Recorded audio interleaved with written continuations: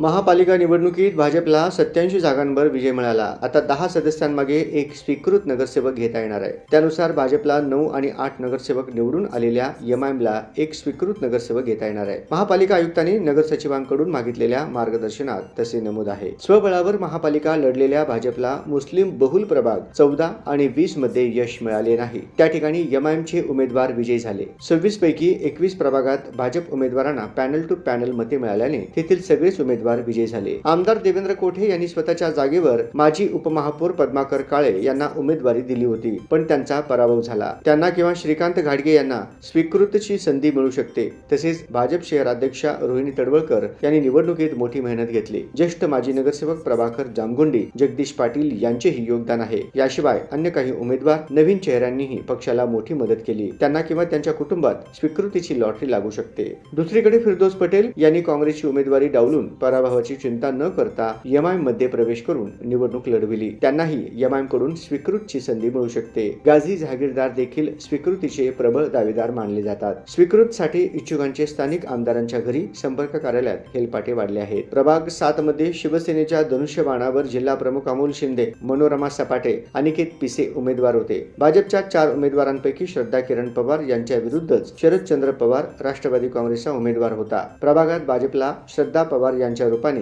एकमेव विजय मिळाला. क्रॉस वोटिंगमुळे बाकीचे 3ही उमेदवार शिवसेनेचे निवडून आले. सपाटेंविरुद्ध लढलेल्या उत्तरा बचुटे बर्डे यांचा अवघ्या 88 मतांनी पराभव झाला. येथे नोटाला 345 मते आहेत. प्रभाग 15 मध्ये भाजपच्या श्रीदेवी फुलारे यांना 9,875, विजयी खरात 9,573, विनोद भोसले यांना 10,058 मते मिळाली. 3ही उमेदवारांचा विजय झाला, पण चौथे उमेदवार अंबादास करगुळे यांना भाजपच्या अन्य सहकाऱ्यांएवढी देखील मते नाहीत. काँग्रेसचे चेतन नरोटे यांनी 8,495 मते घेत करगुळेंचा 251 मतांनी पराभव केला. येथे नोटाला 308 मते आहे. क्रॉस वोटिंगमुळे भाजपचा चौथा उमेदवार पडला. प्रभाग 16 मध्ये सर्वाधिक क्रॉस वोटिंग झाले. एक काँग्रेसचा व एक शिवसेनेचा आणि 2 भाजपचे उमेदवार विजयी झाले. काँग्रेसच्या नरसिंह आसादे यांनी भाजपच्या रतिकांत कमलापूर यांचा 680 मतांनी पराभव केला. येथे नोटाला 943 मते आहे. मुस्लिम बहुल प्रभागात भाजपच्या दिलीप कोल्हेंचा पराभव शिवसेनेचे प्रियदर्शन साठे यांनी केला. एमआयएमच्या फिरदौस पटेल यांचा भाजपच्या कल्पना कदम यांनी